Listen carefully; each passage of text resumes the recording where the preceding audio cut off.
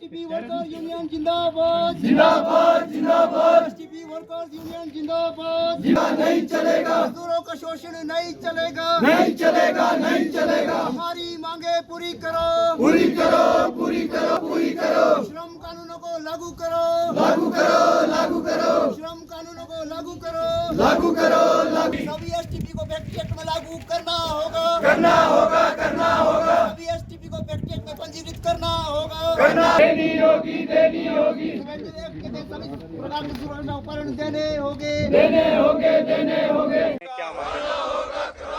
मेरा पंकज शर्मा, अध्यक्ष STP contract workers union Shimla.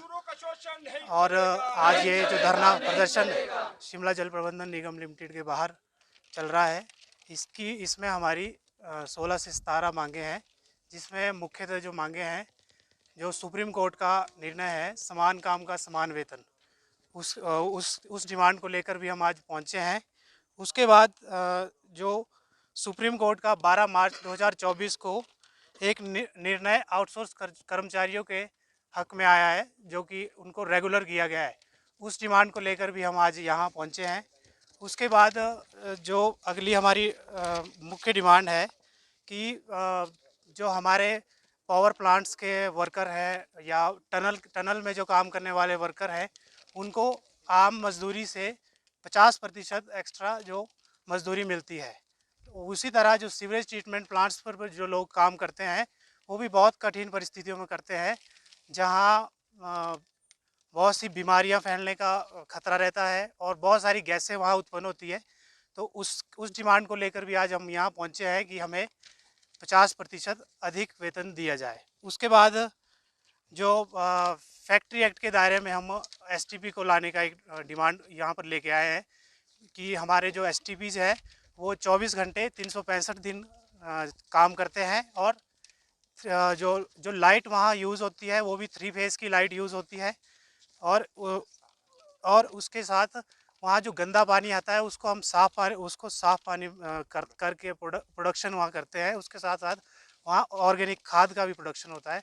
तो इसके लिए हम चाहते हैं कि हमारा जो एसटीपी है वो फैक्ट्री एक्ट के दायरे में आए। उसके बाद एक मैनुअल स्कैवेंजर एक्ट 2013 है, उस एक्ट को भी यहाँ लागू किया जाए। उसके तहत हमें जो सुरक्षा उपकरण है वो मिलने चाहिए, जो हमें नहीं मिलते हैं। उसके अलावा सभी मज़दूर, जितने भी हमारे मज़दूर हैं, जिसमें हमारे जो मुख्यतः जो नेटवर्क के मज़दूर हैं, वो कई बार बहुत सारी बड़ी कॉलोनियों में या आर्मी के क्षेत्र में जब काम करने के लिए जाते हैं, तो वहाँ उनको पहचान पत्र उनसे मांगा जाता है। तो इस विभाग ने पहचान पत्र भी हमें अभी तक नहीं दिए गए, उसकी भी हम डिमांड करते हैं। उसके अलावा जो हमारे सीवरेज ट्रीटमेंट प्लांट्स पर जो महिलाएं और पुरुष दोनों काम करते हैं, लेकिन बड़ी दुख की बात है कि करोड़ों रुपए वहाँ की अपग्रेडेशन के लिए लगाए जा रहे हैं, लेकिन एक टॉयलेट और कपड़े चेंज करने की फैसिलिटी ये मज़दूरों को नहीं दी जा रही है। उसके अलावा हमारे एसटीपीज़ में शिमला जल प्रबंधन निगम लिमिटेड जो पूरे शहर को पानी प्रोवाइड करता है, सर्विस करता है, लेकिन बड़े दुख की बात है कि हमारे एसटीपी जो साइटें हैं जितनी भी, वहाँ पर पीने की पानी की सुविधा मज़दूरों के लिए अभी तक नहीं की गई है।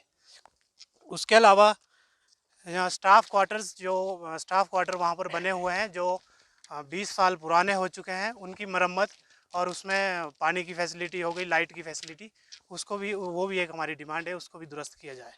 उसके अलावा जो हमारे मज़दूर हैं उनको वर्दियाँ भी नहीं मिल रही है। 2020 में लास्ट टाइम वर्दियाँ मिली थी, और उसके बाद आज 4 साल हो गए जो वर्दियाँ नहीं मिल रही है। तो हमने एक डिमांड ये भी रखी है कि हमें सर्दी और गर्मी के अनुसार ही और साल में 2 वर्दियाँ दी जाए। इन इश्यूज़ को लेकर आपने कभी विभागीय ये अब आप खुद ही सोच लो कि 2020 से जब वर्दी नहीं मिली है, तो ऐसा तो नहीं होगा कि हम पहले कभी ना आए हों।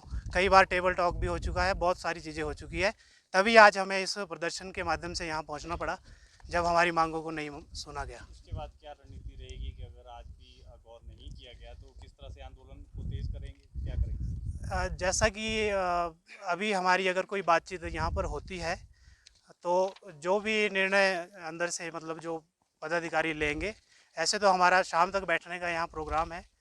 जब तक अगर कोई निर्णय निकल जाता है तो हम उसके बाद इसको ख़त्म करेंगे, नहीं तो आगे की लंबी लड़ाई लड़ेंगे।